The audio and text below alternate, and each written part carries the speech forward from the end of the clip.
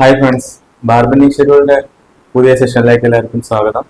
ഇതുവരെ നമ്മൾ ബാർബനിങ് ഷെഡ്യൂളിൽ സ്ലാബ് ചെയ്തു, ഫൂട്ടിങ് ചെയ്തു, കോളം ചെയ്തു, ബീം ചെയ്തു. അപ്പൊ ഇന്ന് നമ്മൾ ഒരു കാൻഡിലിവർ ബീമും അതുപോലെ തന്നെ സ്റ്റെയറും എങ്ങനെയാണ് ചെയ്യുന്നത് നോക്കാം. മെത്തേഡൊക്കെ സെയിം തന്നെയാണ്. നിങ്ങളൊന്ന് വർക്കൗട്ട് ചെയ്താൽ നമുക്ക് ഈ ഡ്രോയിങ്. ഈ ബീമിന്റെ ഒരു പ്രത്യേകത ഉണ്ട്. എന്താന്ന് വെച്ചാൽ ഈ സ്റ്റിറപ്പ് എല്ലാം ലെങ്ത് വ്യത്യാസമുണ്ട്.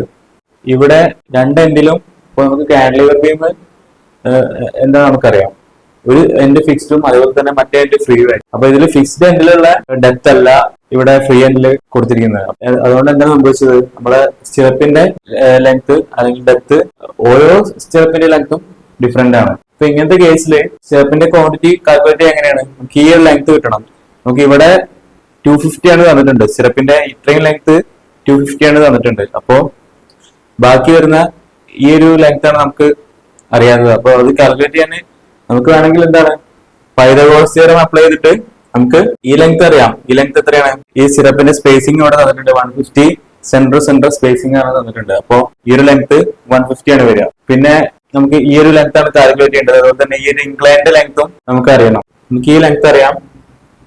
ഈ ടോട്ടൽ ലെങ്ത് 1825 തന്നിട്ടുണ്ട് ഈ ഒരു ലെങ്ത്. അതുപോലെ തന്നെ ഇത്രയും വരുന്ന ലെങ്ത് 300 ആണെന്ന് തന്നിട്ടുണ്ട്. ഇത് മുതൽ ഇതുവരെയുള്ള ലെങ്ത് എത്ര വരും, 1525 വരും. അപ്പൊ ഈ ലെങ്ത് നമുക്കറിയാം, ഈ ലെങ്ത് 350 ആണെന്ന് അറിയാം.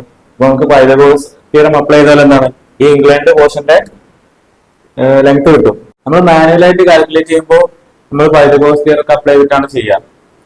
ഇതുവരെ നമ്മൾ സ്ലാബിന്റെ ആയാലും ബീമിന്റെ ആയാലും ഫൂട്ടിങ്ങിന്റെ ആയാലും എല്ലാം ചെയ്തപ്പോൾ നമ്മൾ മാനുവലായിട്ടാണ് കാൽക്കുലേഷൻസ് ഒക്കെ ചെയ്തത്.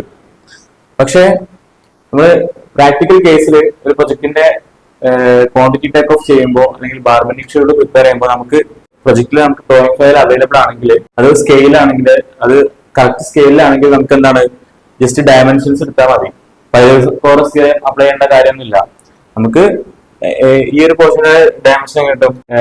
ഡിം അലൈൻ എന്ന് പറഞ്ഞിട്ടൊരു കമാൻഡ് അടിച്ചാൽ നമുക്ക് എന്താണ്, ഈ അലൈൻഡ് പോർഷന്റെ ഡയമെൻഷൻ കണ്ടുപിടിക്കാൻ പറ്റും. നമുക്ക് കിട്ടുന്ന ഡ്രോയിങ് സ്കെയിലാണെങ്കിൽ. അപ്പൊ നമുക്ക് സ്കെയിൽ അല്ലാത്ത ഡ്രോയിങ് ആണെങ്കിൽ, അങ്ങനെ ഒരു സാഹചര്യം വരികയാണെങ്കിൽ മാത്രമാണ് നമുക്ക് എന്ത് മാനുവലായിട്ട് ഇത് പൈതഗോറസ് തിയറം ഉപയോഗിച്ചിട്ട് കാൽക്കുലേറ്റ് ചെയ്യേണ്ട ഒരു സാഹചര്യം വരുന്നു. ഇതുവരെ നമ്മൾ മുന്നേ സ്ലാബ് ചെയ്തപ്പോഴും അതുപോലെ തന്നെ ബീം ചെയ്തപ്പോഴും കോളം ചെയ്തപ്പോഴും ഫൂട്ടിങ് ചെയ്തപ്പോഴൊക്കെ നമ്മൾ കാൽക്കുലേഷൻസ് ഒക്കെ മാനുവലായിട്ടാണ് കാൽക്കുലേറ്റ് ചെയ്തത്.